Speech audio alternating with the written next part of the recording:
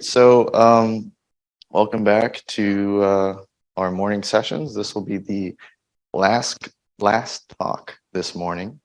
My name is Javier, and I'll be talking to you all about unsupervised learning. I know we kind of touched upon this a little bit during at least one of yesterday's presentation, but my goal for this talk is to kind of dig a little deeper here.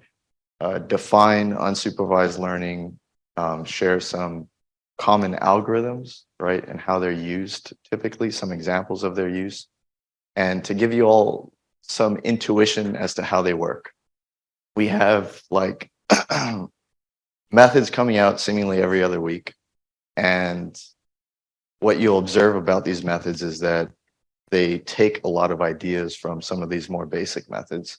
And so if you understand how these basic methods work, you're better able to understand how these new methods might work, right? I think one of the most dangerous things with new methodology is really good software, because it allows people who don't really know what's going on to just pick it up and go without really knowing the damage that they're doing. So hopefully by the end of this talk, you all are a bit more informed. At least that's the goal. So to start, what is unsupervised learning?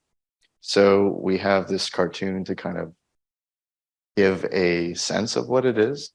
And I like to do so by contrasting with supervised learning, right? So as Ava had mentioned yesterday, supervised learning involves labeled data, right?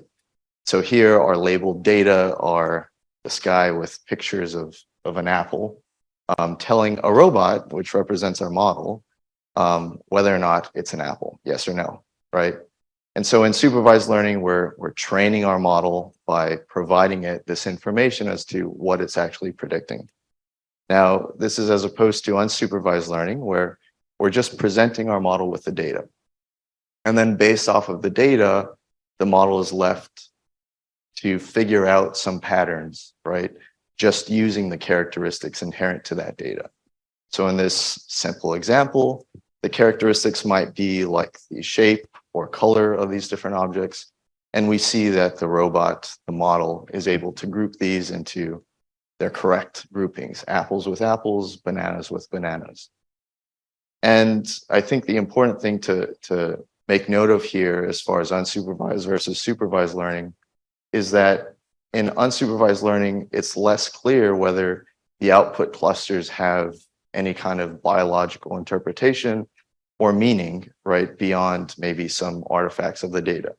Here, it's very obvious, right, because we see apples, we see bananas, but in real data situations, you're often required to do a bit more digging, maybe some exploratory data analysis to see, okay, well, these clusters that I have, do they have any kind of meaning, right? So I think this is one big differentiator between these two kinds of learning, beyond the fact that we have labels in one and not in the other. So even though this kind of cartoon frames unsupervised learning in this context of clustering, it's actually more broad than this. So we have two types of unsupervised learning, generally speaking.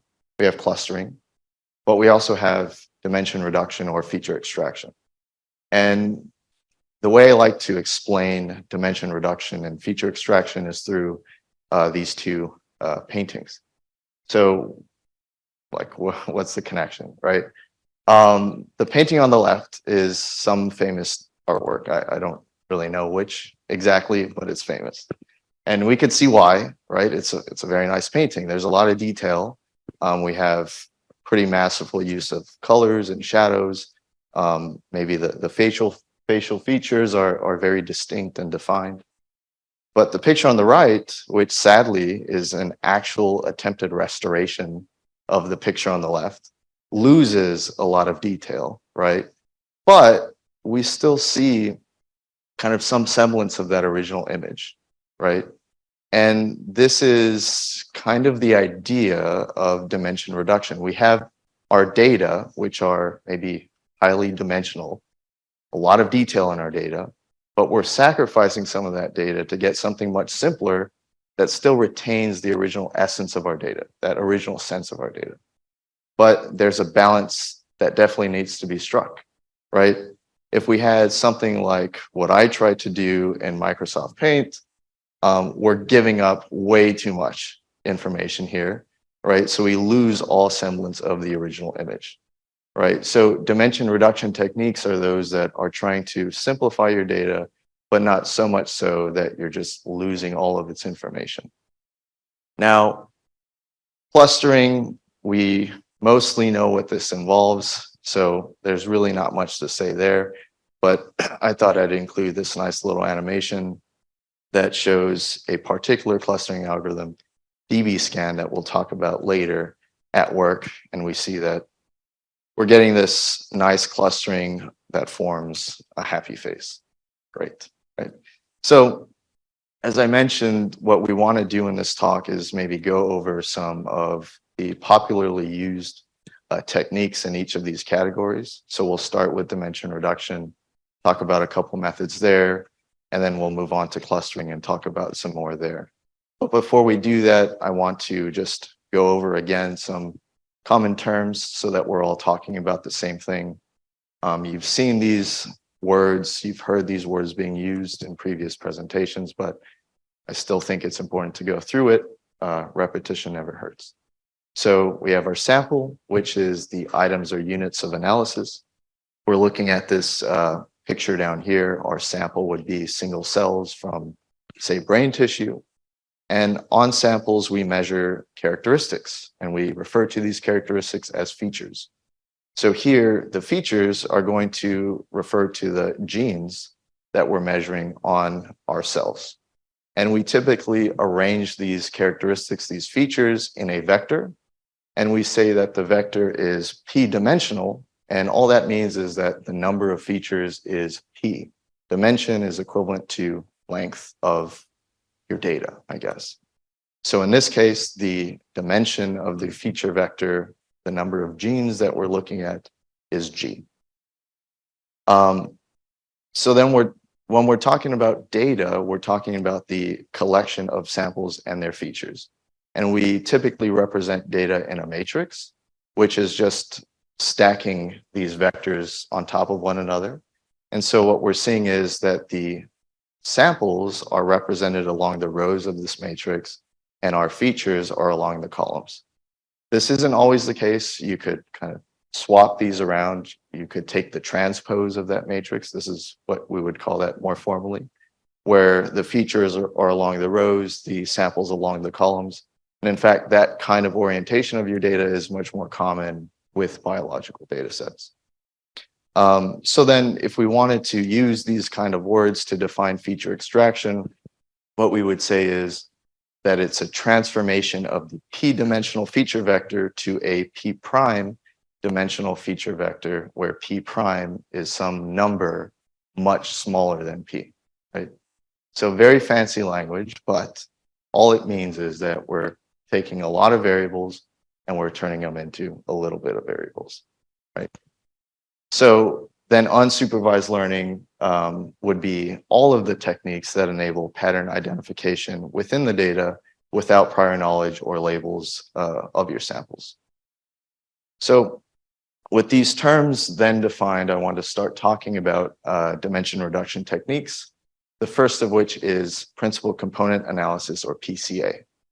So when you run PCA on your data, right, let's say you have a set of 100 variables and you run that through a PCA algorithm, the output of that algorithm is going to be 100 principal components, which might be confusing to you because this is a dimension reduction technique, but we're putting in 100 variables, we're getting out 100 variables, right?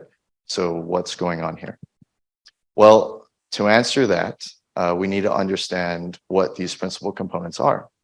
So these two equations that you're seeing, PC1, PC2, we see are just adding up your features, your original features. In this case, we have P features, and we're multiplying them by certain weights. We have W11, W12, W1P for that first component, and then W21 and so on for the second component. And these weights are found in a very specific way. To be specific, they're found according to two conditions. The first being that the weights that you choose have to generate a new variable that is uncorrelated with all others. So each principal component has to be uncorrelated with all other principal components.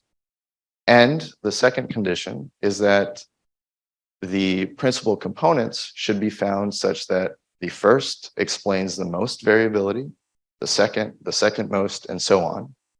And when we're talking about variability in this case, we're talking about information. These two concepts are interchangeable.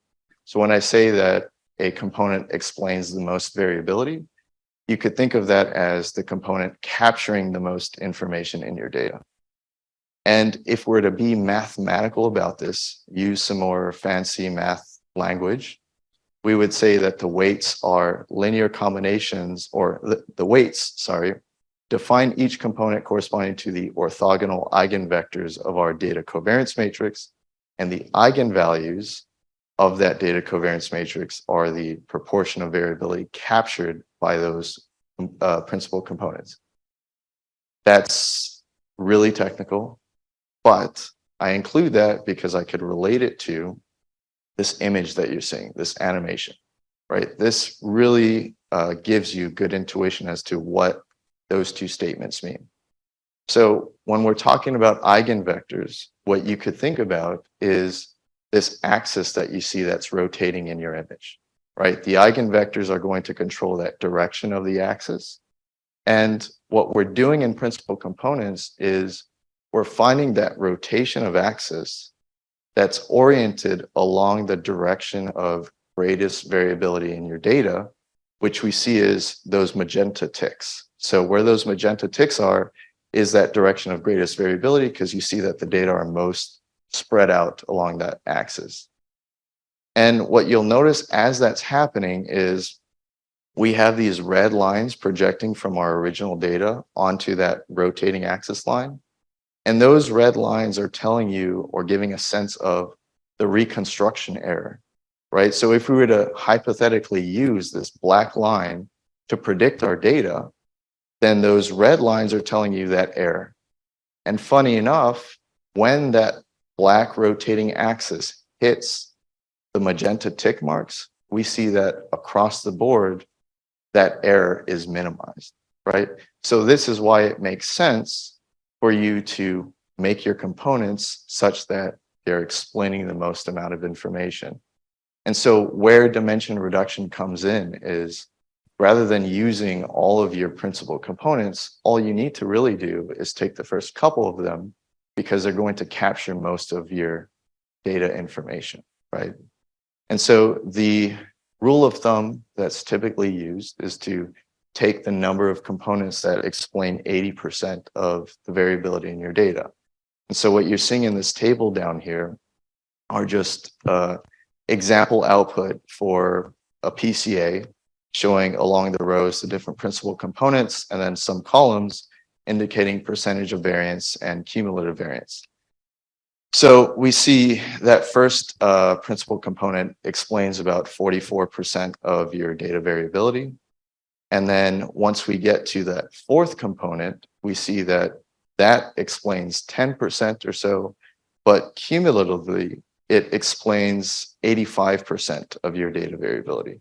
So we don't need all 9 principal components. We could just take 4 of them, right? Which is reducing our number of variables in half. This is much more handy, of course, in high dimensional settings, like what we see in biological data, where we could whittle down a set of 100 or 1,000 variables to, magnitudes lower, right? And so this is why PCA is so powerful. There are a couple notes to make about PCA, which is that the data that you feed into this algorithm have to be numeric. And you should also center and scale your data so that they have a mean of 0 and a variance of 1. And the reason why you want to do this is because if you have different scales in your data, you're kind of distorting that direction of greatest variability, right? If we're comparing apples and oranges, you might have, or that's probably a bad example. We're comparing miles to inches, right? then the magnitudes of those units are going to be so different so that when we're computing variance under the hood, one might be much larger than the other, even though that objectively speaking, the data aren't as spread out, right? So centering and scaling is important. Something else that's often said about PCA is that you have to have your original data as normally distributed variables. And the reason why this is said is because if you have normally distributed variables, then the resulting components are going to be uncorrelated and independent. But normality is not a strict requirement. You could still run it if your data are not normal. You just lose this independence property. So what then does it mean to be independent? What do we get from that? Or what's the difference between independence and uncorrelated? I think this is something that even as data scientists, we conflate the two terms, right? And that leads to confusion. So I want to just briefly emphasize this distinction through, I guess, a little bit of a quiz, right? So we have two pictures here, obviously, two plots. So my question to you all, raise your hands to answer, would be the figure on the right versus the figure on the left. How many of you think that the correlation of the figure on the right, which is that one, yeah, you're right, that one, is larger than the figure on the left? Raise your hand. Is the correlation of this figure bigger than that figure? Yes or no? Okay. What about the reverse? Is the correlation of this figure bigger than that figure? Raise your hand if you think it is. Okay. Raise your hand if you think that the correlation is the same between the two figures. Okay. Yeah. Surprisingly, that's the answer. The correlation is about the same between these two figures. Now, this is very confusing, obviously, right? Why is it the same? If on the one case, we have something that's clearly there's a relationship between X and Y, but on the other, there's not. The reason for this is that correlation is just a measure for linear association between two variables, right? What we're seeing in this case is a nonlinear relationship. So when you compute correlation, it's going to be near zero, right? But more towards the broader point of correlation and dependence or uncorrelation and independence, this figure showing a quadratic relationship, this U shape, is indicating a dependency between X and Y, but they're not correlated. So being uncorrelated does not mean that your variables are independent from one another, right? You could still have dependency even though you have a zero correlation, right? But when you do have normally distributed data, then that relationship does work both ways. If you have something that's uncorrelated, they're going to be independent and vice versa. Okay. So an example of PCA. There's a paper that I'm pulling this data from that actually goes into some other dimension reduction techniques. I think it's a good resource. We could link it into Discord afterwards. But in this paper, we have this wine data set. And there's several variables that were collected about these wines. So we have variables like alcohol content, the color, ash, proline, etc. There's 12 variables in total. And so what's immediately apparent here is one huge benefit of using PCA, which is the ability to visualize our data. There's no way that we would be able to plot or visualize 12 dimensions, right? 12 variables. But we can 2 or 3, right? And PCA in particular is helpful because we know that the first 2 or 3 principal components is going to capture a large amount of the information in our data. So it's not as if we're severely misrepresenting our data. In this case, we see along the x-axis, the first principal component, the y-axis, the second principal component. 36.2% refers to that variability of that first component, 19.2, the variability of the second. So that collectively, we're really representing about half the information in our data, right? So it's not perfect. It's not a perfect representation, but it's good enough to get a sense of what's in our data. Now, what you're seeing as far as these lines that are jutting out and labeled according to variables are the weights of each of those variables in each of the components. So looking at this middle plot, we see, for example, ash has a weight of 0 for that first principal component, and it has a weight near 2.5 for the second. And what this tells us is that the first principal component does not have any information on ash. There's no relationship between those two, but the second principal component does. The reason why this is important, this kind of visualization is important, is because we could still extract meaning from each of these components in terms of our original features, right? So that we could interpret them, right? It's not just some random new construct that we're coming up with. And this is better visualized in this left figure showing just that unit circle, where these weightings are mapped to correlations. So we're seeing how well correlated each of these different variables are with each of our components. And what you see in the rightmost figure with these different clusters is that you could also pair principal components with other unsupervised techniques, such as clustering. And what we see here is that the clusters actually correspond to different varieties of grapes, right? So there's meaning there. So PCA is great, but it's not perfect. PCA is a linear dimension reduction technique, and as such, it can fail when your data have nonlinearity in their structure. So this is a very classic example of nonlinearity. You see this kind of swirl shape. We call this a Swiss roll shape.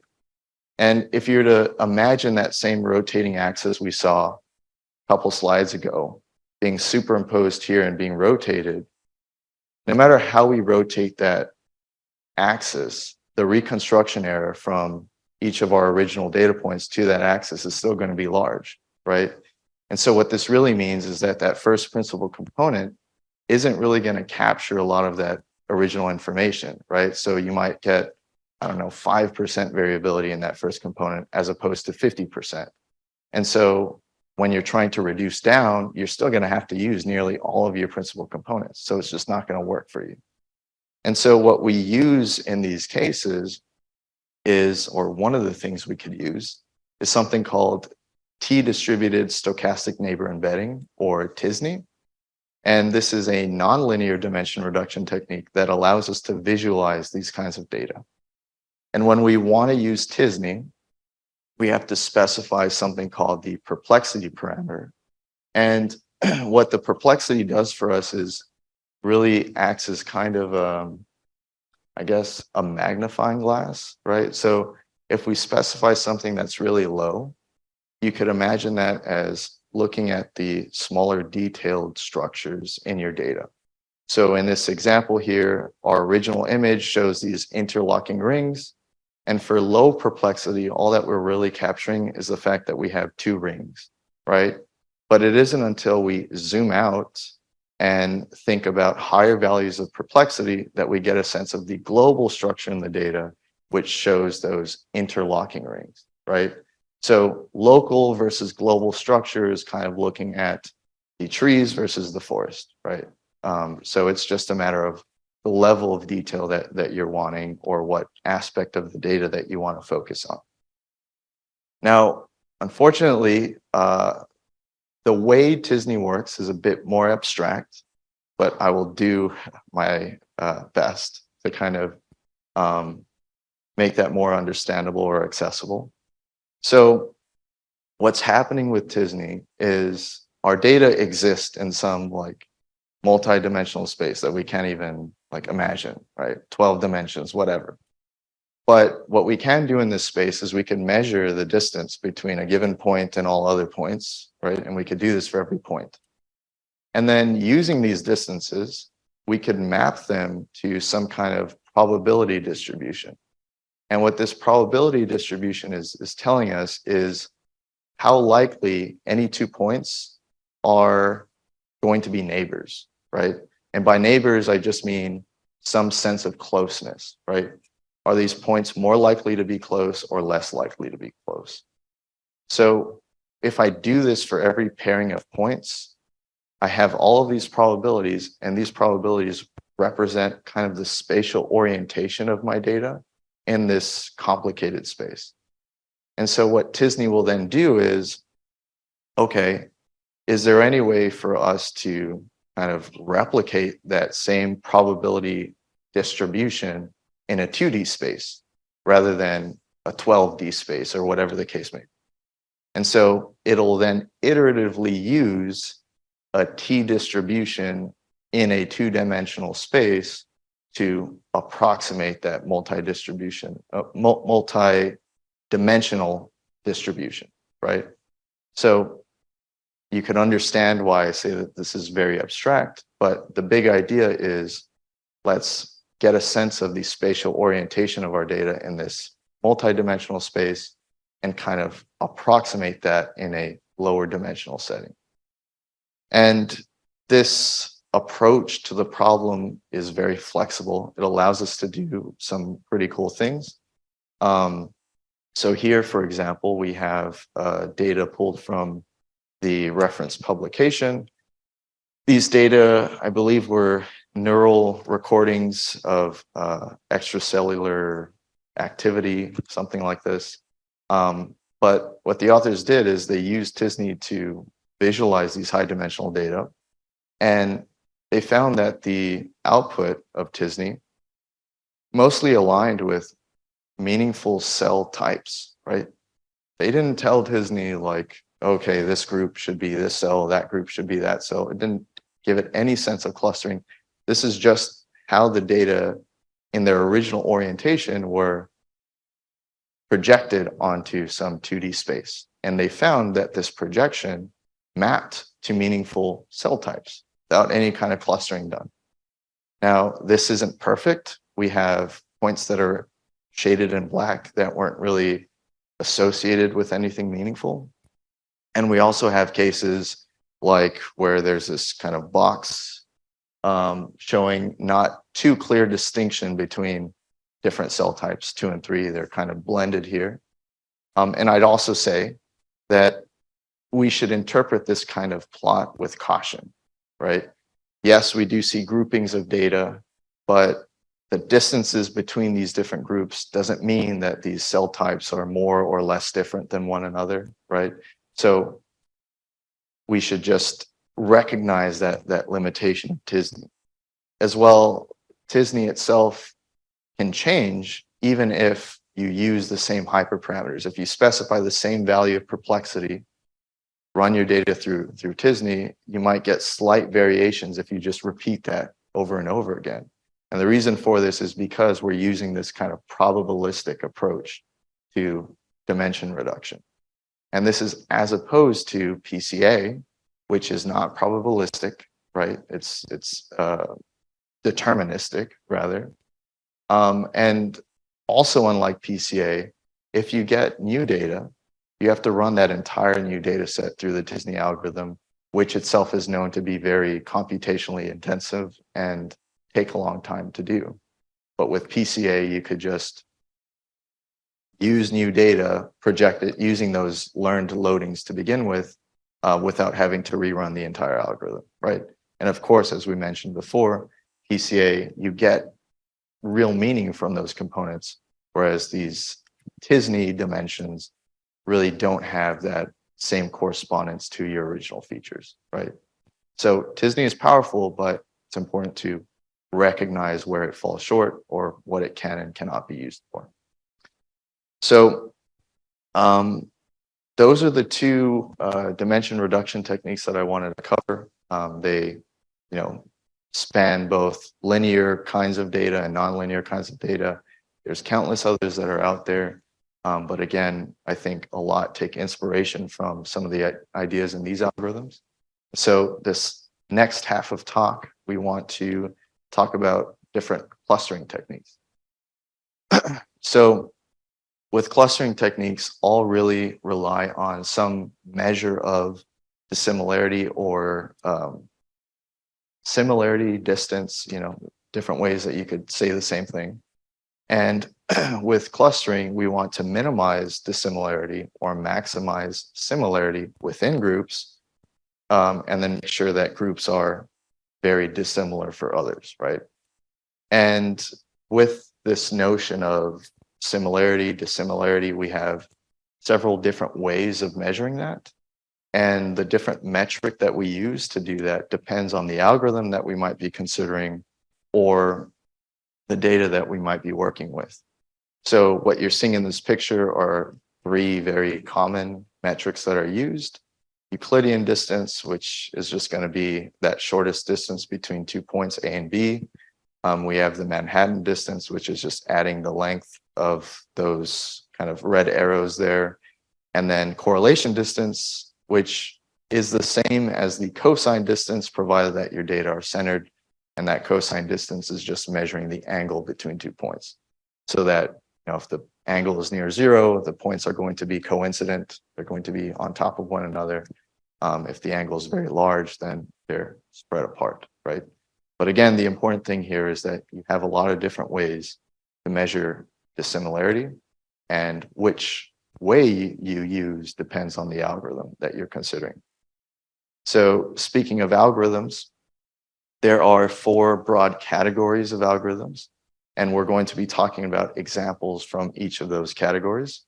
So we have partitional clustering approaches that really involve drawing linear boundaries in your data set to separate your data into these different groups. The most popular of these is the Kmeans algorithm. Then we have linkage or hierarchical clustering, which is typically used when you're assuming some kind of nesting structure in your data. And we have both agglomerative and divisive versions of that clustering. Then we have model-based algorithms, which take a probabilistic approach to clustering. And then last, we have density-based clustering, which considers this concept of density to define different clusters.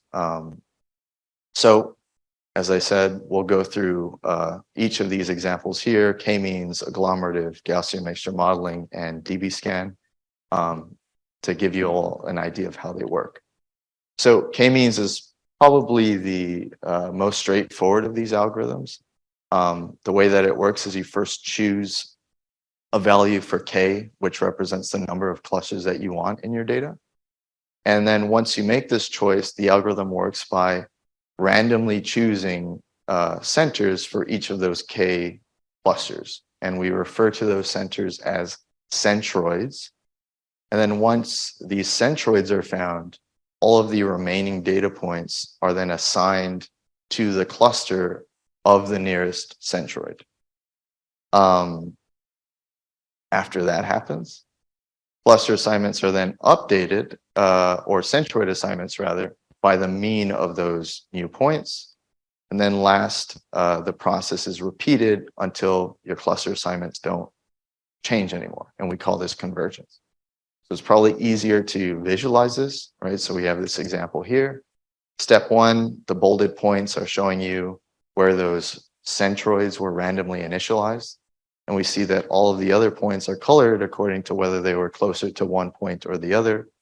Step 2, we have those bolded points moved because they're now updated based off of the mean of all of the blue or red points. Step 3, we reassign based off of which points are closer to one bolded point or the other. Then we repeat the process until in step 6, we see that the clusters no longer change, right? So we've converged. So when you're doing K-means, this process is randomly initialized. And so referring back to some of the stuff that Luke had mentioned yesterday, as far as reproducibility, random seeds, this kind of thing, when you're doing K-means, you need to set your random number generator seed so that if other people are kind of trying to replicate your analyses, they could do so, right? Couple other things to note about K-means is that they're trying to minimize the variability of your data within clusters, right? So that you have these very compact clusters. And the algorithm will only converge if you have Euclidean distance that you're using to measure between 2 points. Other metrics can be used, but there's not a theoretical guarantee, I suppose, that you'll actually get convergence. So let's go back. Yeah, so last couple of points about K-means is that they're sensitive to outliers and differences in scale. So you should center and scale your data. If you do have outliers, there's other alternatives to use. So partition around medoids is an example of one such alternative. If you have categorical data, you could use something called the K-modes algorithm. So there's options.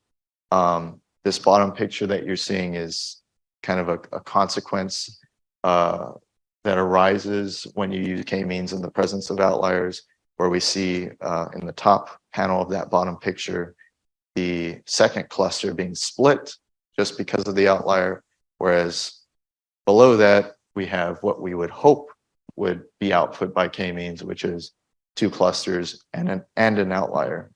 But outside of the partition around medoids algorithm, there's probably other options. Well, there's definitely other options, one of which that we'll talk about later, to deal with this kind of outlier behavior.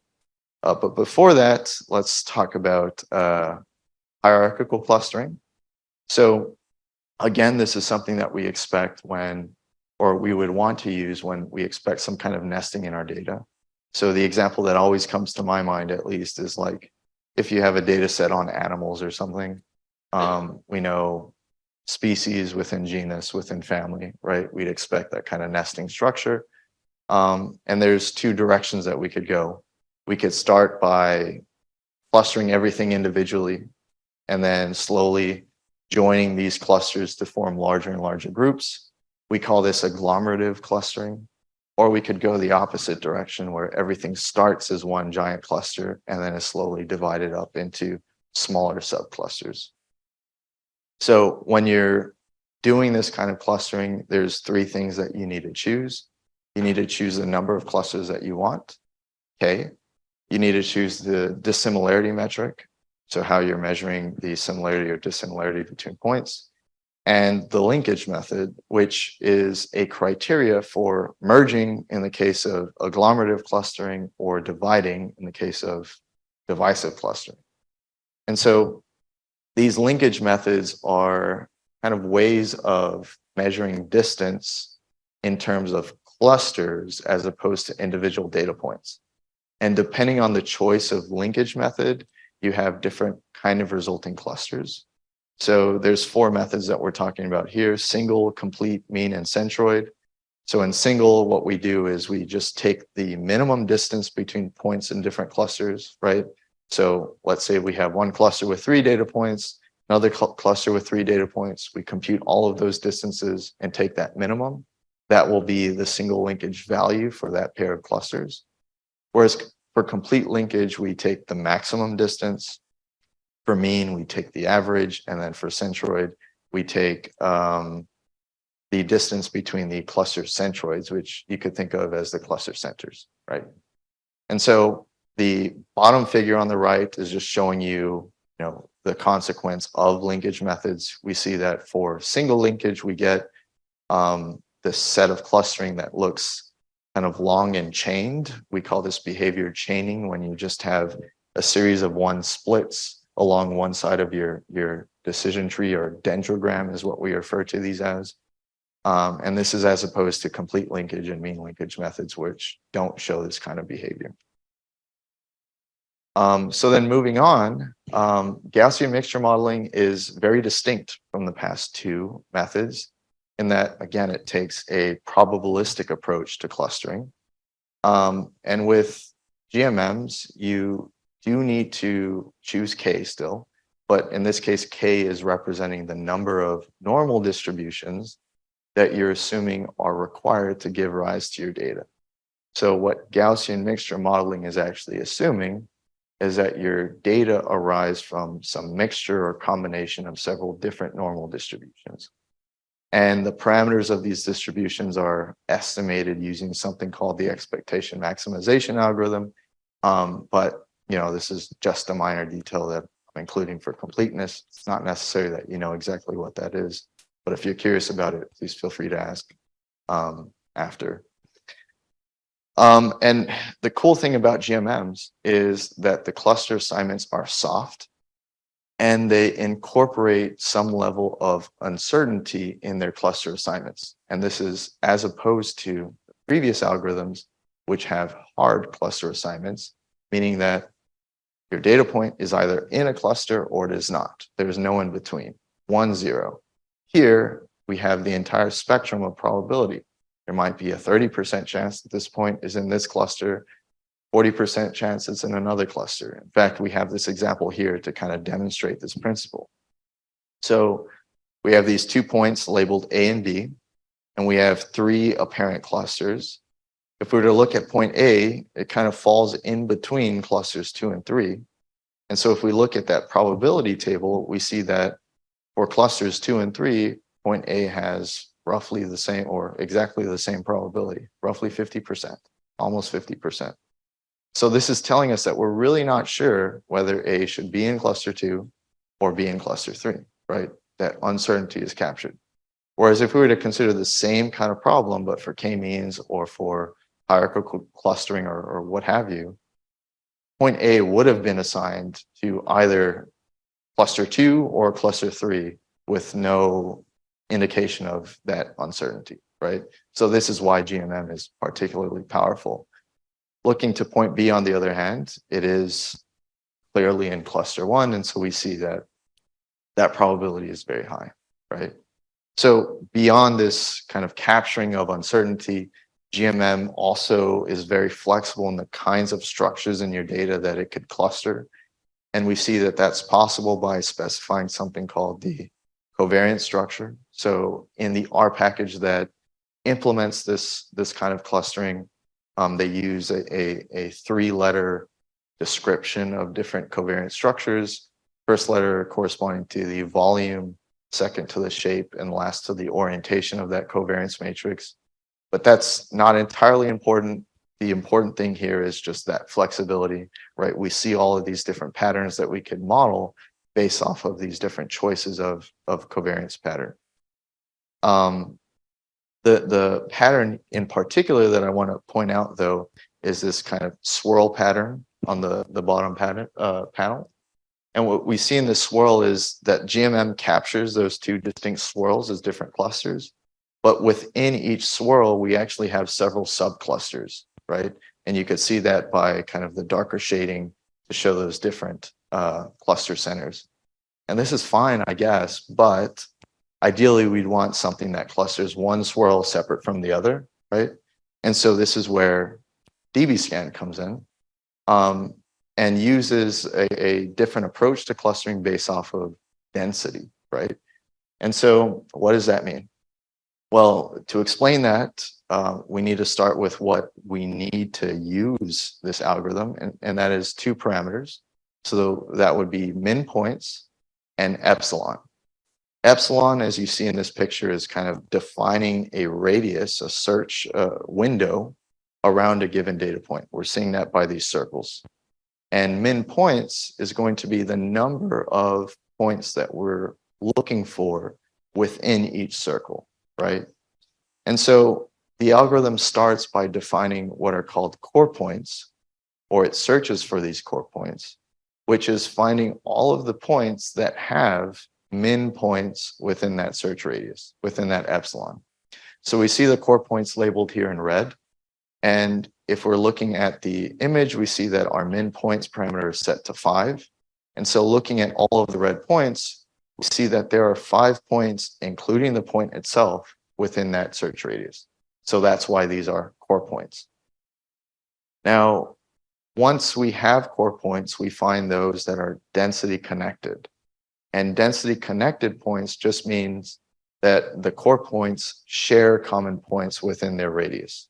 And we see that on the left string of 3 core points, where in those overlapping circles, we find at least 1 data point. All of them are colored blue. And so you might be wondering then, what are the blue points? What are the gray points?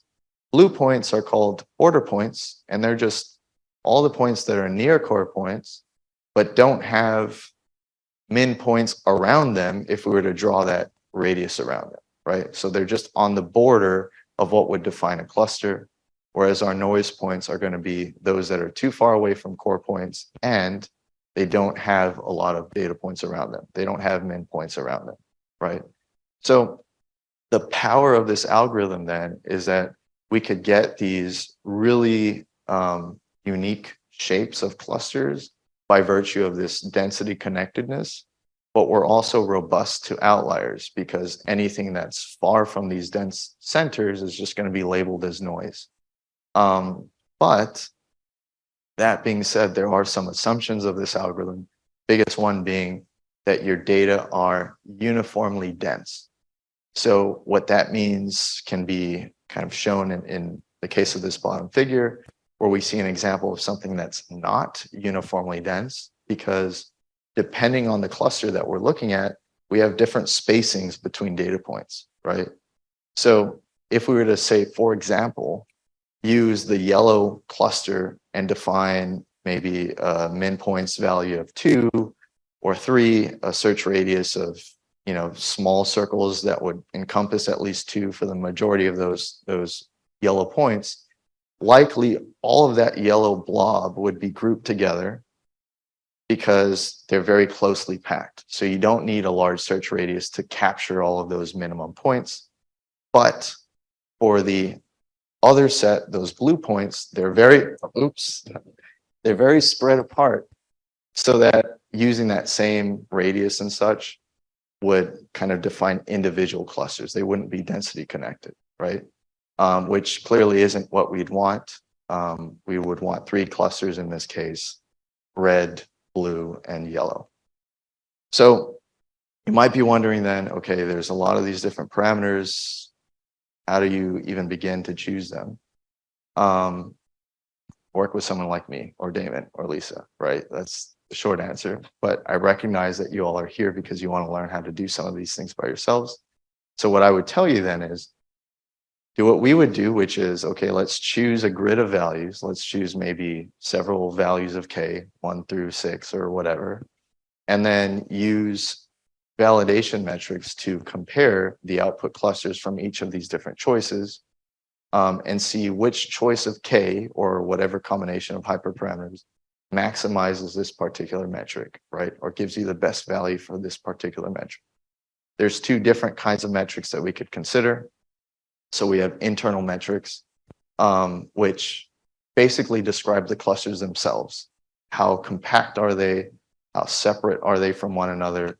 And then we also have external metrics, which are less commonly used because these external metrics require that we have some outside labels, right? But by definition, unsupervised learning is typically used when we don't have labels, right? So how are we going to use external metrics? This is why it's not as common. But they do exist when maybe you might hypothesize some set of labels for your data, or you later collect information that does label your data, and you could compare to that. But to make matters, I guess, more complicated, for each of these kinds of validation metrics, there's several different metrics that you could use. And so common practice is, okay, let's look at a bunch of different metrics and see the level of agreement across them to choose a particular set of hyperparameters. And some of the common metrics that are used are the Dunn index, Davies-Bouldin index, silhouette coefficient, and gap statistic. The figure that you're seeing on the right with the kind of line plot is showing one of these, I believe, the silhouette coefficient. And for that, you're looking for that maximum value. We see that's achieved for a value of 2 of K. So before closing out, just a couple of quick fire examples of clustering in action.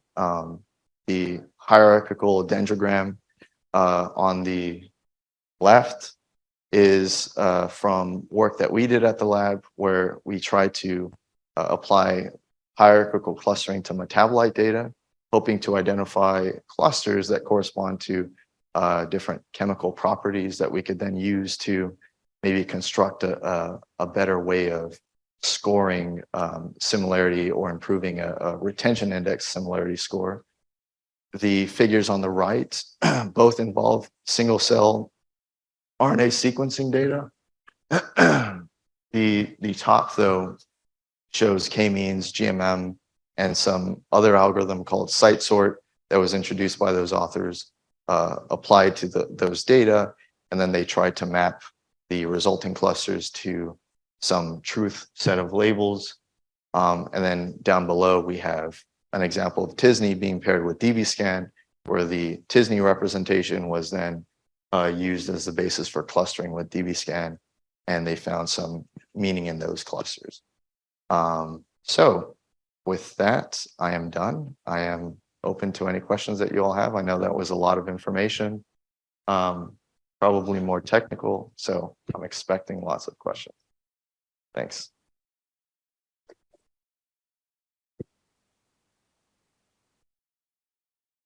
Yeah, we can start with an online question. What visualization or statistical tools do we have in order to determine if our data is linear or nonlinear? Yeah, that's a great question. So I guess I wouldn't necessarily rely on a particular visualization tool by virtue of the fact that, you know, we can't visualize high dimensional data to begin with unless we were to use something like PCA. So what I would instead recommend you do is rely on diagnostics for your principal components. So look at the percentage of variability that they capture. If you see that that first principal component only captures some small set of variability, then you know that PCA is kind of failing you, and you should consider some other kind of algorithm. So that's an indication that your data may have nonlinear structures. So you should use something else.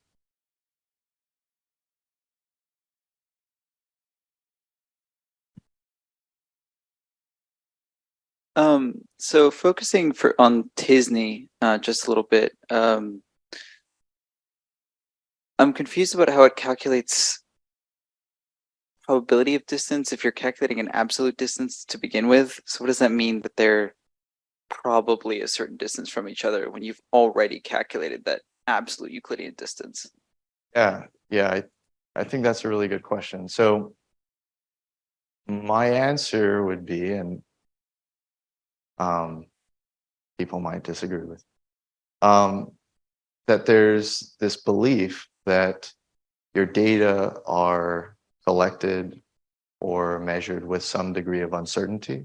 So even though that you're, yes, computing an absolute distance, let's say that you were to repeat your experiment, right, using a similar set of samples and then map that into some probabilistic or high dimensional space, right? Even though they're representing the same units of analysis, that spatial orientation might change, right? You could replicate that same experiment, but by virtue of the fact that we live in a chaotic random world, from experiment to experiment, we're going to have some variability. And so even though we're measuring this absolute distance, we're assuming that level of uncertainty onto that distance by mapping it to this kind of probability distribution. Does that make sense? Yeah, that makes sense. And then just about K-means, if you're able to start with a random value and you expect it to get some kind of inherent clustering that is like in the data set, why do you care very much what kind of seed value you start with? Yeah, because the way that clusters might be found is going to be highly dependent on where you start in your initialization, right? In that random initialization. You can imagine a scenario, for example, where your cluster centered might be chosen in a really bad way, right? To where you get maybe stuck in a certain area of your data space and that you don't have the updating behavior that you would expect, right? And so in this way, you're kind of shooting yourself in the foot. And so it's better to specify that seed so that maybe somebody that might use a different seed or rerun that algorithm that maybe wouldn't get initialized into that bad space would still get that same cluster, right? Whether or not it's bad. And you could tell if it's bad by visualizing that at the end of the day, right? But this is the kind of thing that you'd want to guard yourself against just by using a seed. If you use a particular seed, see that the clusters kind of make sense in how you're visualizing your data, then you would know that that's a good seed. And that Could you would be just that. run it like 100? Could you run it like 100 times with different seeds? See how many of them have been. Yeah, that is good practice, just to see how robust your clusters are, right? If you see that they're changing a lot, then maybe Kmeans isn't the best approach to use for clustering in this particular case. But otherwise, you could be more confident that your clusters are what they are.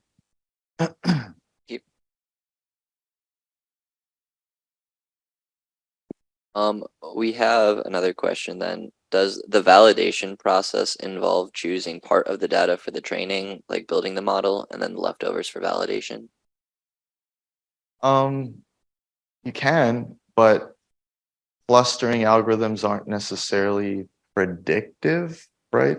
So I think this kind of splitting in your data is more worthwhile or makes a lot more sense if you're training a model that can be then applied to new data. And so in the case of clustering, I consider that more kind of an exploratory technique, exploratory data analytic technique, such that you're just trying to find the choice of hyperparameter that best represents the data at hand, not necessarily the choice that can generalize to new sets of data. Because for those new data, you would just have an entirely new data set that you would then need to cluster once more, right?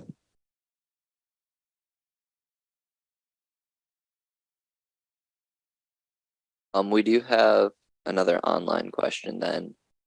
How do you determine the data dimensionality to choose between like either PCA or TISNE? Yeah. Well, for PCA, you want to look at the number of components that explain a certain level of variability. So the rule of thumb there would be 80%. So get the set of principal components that collectively represent 80% or more of your data variability. This is kind of a subjective threshold. You could go lower than that or higher than that, depending on what you're trying to do. But that's just what we say as a general guideline. For TISNE, there's not a lot of flexibility. I think you're kind of restricted to just those dimensions that you could visualize. So it would either be 2D or 3D. And the resulting TISNE components you can't really use in any way beyond just visualizing those data. So